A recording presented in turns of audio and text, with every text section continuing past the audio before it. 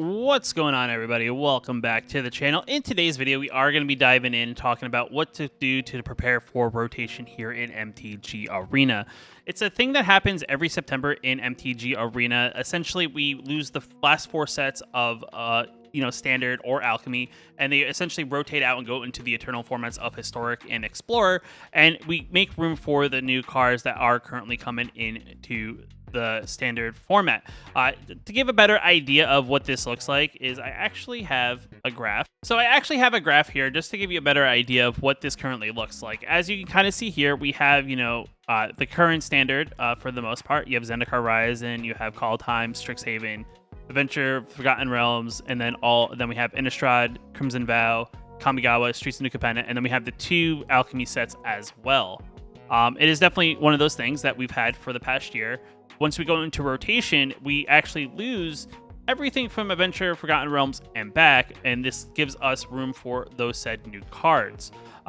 We have everything from Innistrad Midnight Hunt, and forward will be standard legal, and this is something that happens every year for the most part. I do think over the course of Magic's history for standard, it has gone through a couple iterations, but this is the one we have currently, and this is kind of how it's pretty much existed for the past few years. And this essentially is an exciting time for MTG Arena in general, as it's definitely something that kind of shakes up the meta as a whole. If you're someone who's been playing MTG Arena not just for the past couple weeks or so, but if you've been playing since at least before the release of Streets of New Capenna, you definitely can feel that the meta for the most part has gotten a little bit stale, though it is technically the biggest pool of cards that we currently have in a standard at any given time, as you do have access to all the sets that are currently released in the game. But though over time, without any new cards being introduced, it does kind of after the meta is solved for the most part, that it feels very samey for the most part. There isn't anything that's really coming in that you're surprised by, like, holy crap, someone's playing this deck that I wasn't expecting, kind of thing. And now we kind of are going to that, the end of the the standard rotation thing, with getting ready for these new cards from Dominaria United, and is definitely that's what's exciting, because we can't wait for new cards. We can't wait for a sudden shakeup to the format. The one thing I will say that compared to previous years is that this year we don't actually have a standard 2023 play queue that we can play test the four sets to kind of get an idea of, with just those four sets, what could the standard look like. We have in prior years.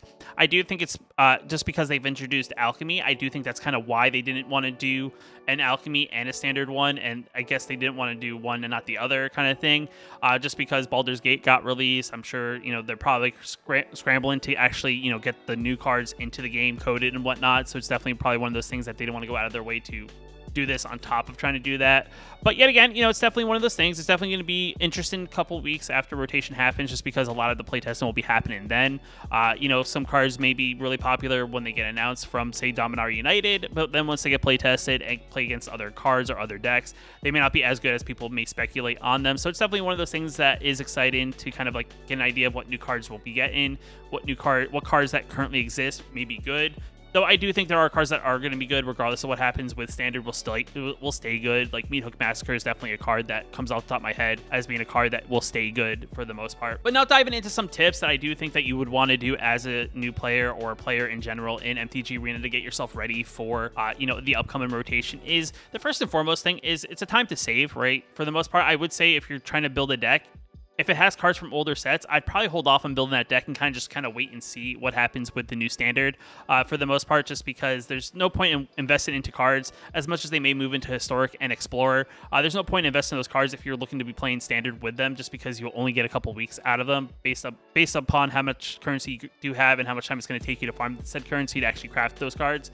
You probably want to wait and see what happens with the new meta before you really invest cards, because at the end of the day, outside of the currency you have, like the gems and gold, wild cards are definitely very precious, especially around the time of a new standard, because like I said, rares may go up in value initially, like a lot of people may be playing a certain rare, and then that card may fall off just because people figure out how to counter that card, and that card is actually not as good as it may have seemed on paper when they first announced it. So having that additional currency to be able to shift your deck, maybe based on how the standard shifts, is definitely going to be something that you would want to have. So that's going to be one thing I would say. Save your wild cards for the most part. You want to stock up on some currency as well, so making sure you do your daily quests. I would say on top of that, just like my free-to-play challenge, you want to probably at least get your 4 wins at minimum for your daily wins, just because that is going to help you get another boost of currency as well for gold.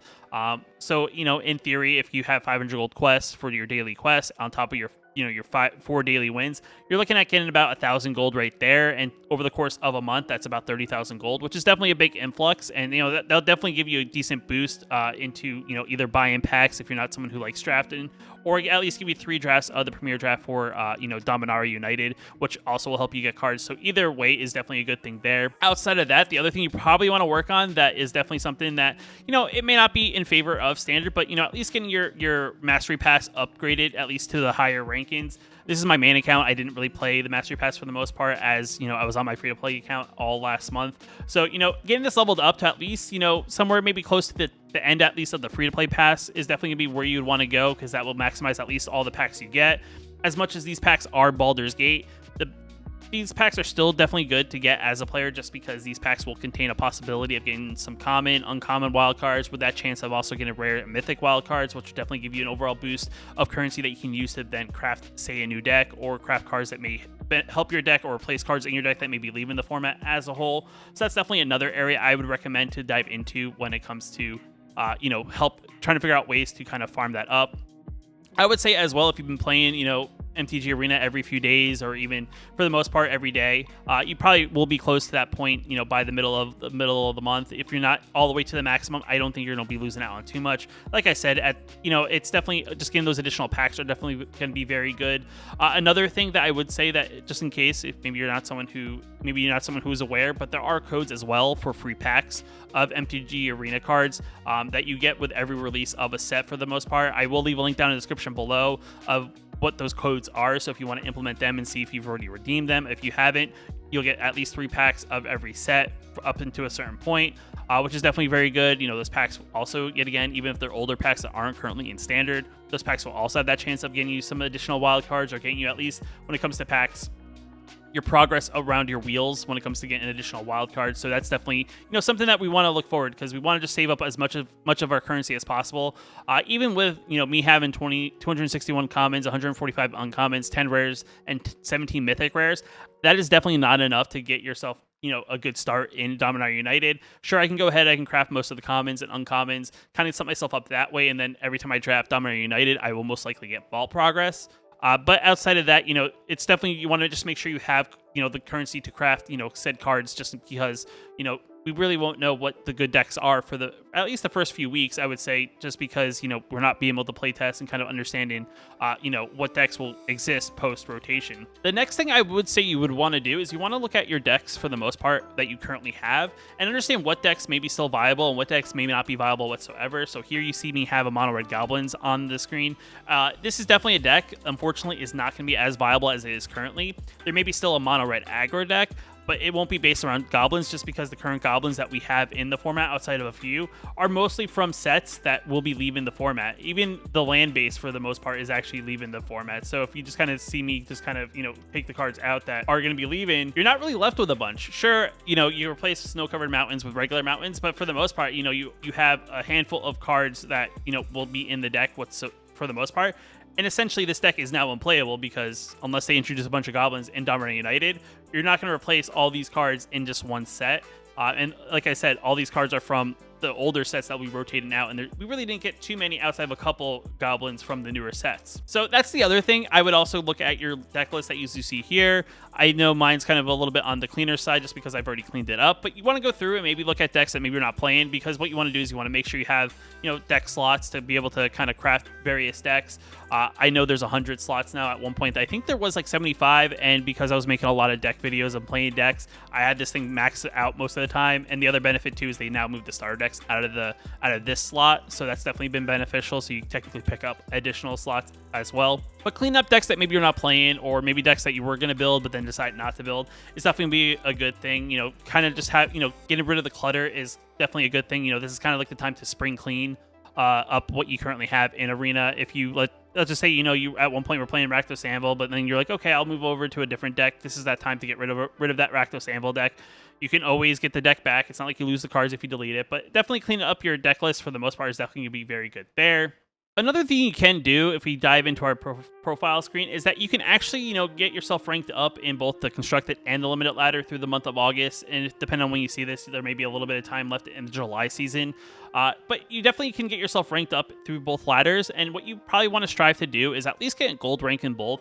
You can always go higher, but gold rank is definitely kind of that point where you want to get to at least, I would say, just because that at least caps you at that gold currency that you'll get at the end of the month. You get 1,000 gold, you get 1 card style, you get 2 packs.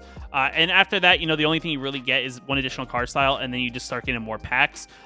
Yet again, the packs are good, but, for the most part, the gold's going to be good as well, because this gold now we can use to then enter drafts. We can enter it to either just buy packs straight up, because 1,000 gold is 1 pack. So definitely good there. The other thing too is that you can get both the rewards in both limited and constructed, so you're going to get the rewards regardless. So getting gold in both is definitely going to help you just get those rewards, or get you double rewards essentially. I don't know if you get gold in both, you get both card styles. I don't really know how that works. But at least getting 4 packs, 2,000 gold is definitely another boost, and that's all happens at the beginning of every month. And it's just another way that you can get some additional currency with just playing the game essentially on the rank ladder for both, which is definitely going to be another good thing. So the other thing I will say that they'll be doing in the game in August is that in August they'll add some features to the game to kind of let certain things will be happening in the game overall. One, you'll be getting this thing called the Renewal Egg. It's a thing they introduce to the game every year, and this is going to be something that will allow you to get some additional rewards. On top of that, every time you attempt to buy packs from older sets that'll be rotating, there's going to be some sort of warning to let you know these cards will be leaving standard come rotation. There's just a little bit, the article is going to be listed down in the description below if you want to actually kind of read the article yourself. This is just kind of going through like what we went over before, what is going to be in rotation, what's going to be in the upcoming standard. And then just kind of a little bit of, in this egg that you'll be getting, especially if you're a newer player, you want to make sure you log in before, rotation happens. You'll get, it'll open in September. First, you'll receive 10 individual card rewards to get you a post-rotation collection off to a strong start. This will include a rare from each of the 5 non-rotating sets, and then another 4 rares plus 1 mythic rare from Dominar United. So definitely a good boost there. In addition to that, you'll as well get jump-in tokens added to your set mastery track. You'll also earn mastery XP during Dominar United set periods. You'll lock these extra rewards. So definitely, it's definitely some good things, definitely some big things happening to the game, and just kind of getting ahead of it kind of before it really happens is definitely the best way to prepare for anything, I would say. Just kind of like sunset those decks that you were playing at one point in MTG Arena. If there's a deck that you kind of are currently enjoying and unfortunately, it's on its way out, I would say this is the time that you want to make sure you kind of get those last few games in the current standard, because just once that standard happens, everything shifts around, decks move around, cards we lose move around. Some decks may fall off completely from being a top competitive deck. So definitely this is that time to enjoy. It's time to prepare, start saving. If you have any questions about rotation, let me know in the comments below. I'll do my best to answer them. But if you like the video, hit that like button. Definitely helps out a lot. If you're new here, you want to post new videos on the channel, hit that subscribe button. Until next time, I'll see you in the next video. Just want to give a special shout out to the channel members here on my YouTube channel. You can also become a channel member yourself down below the video, hitting that join button. It definitely helps out a lot, and I just appreciate you guys for your support.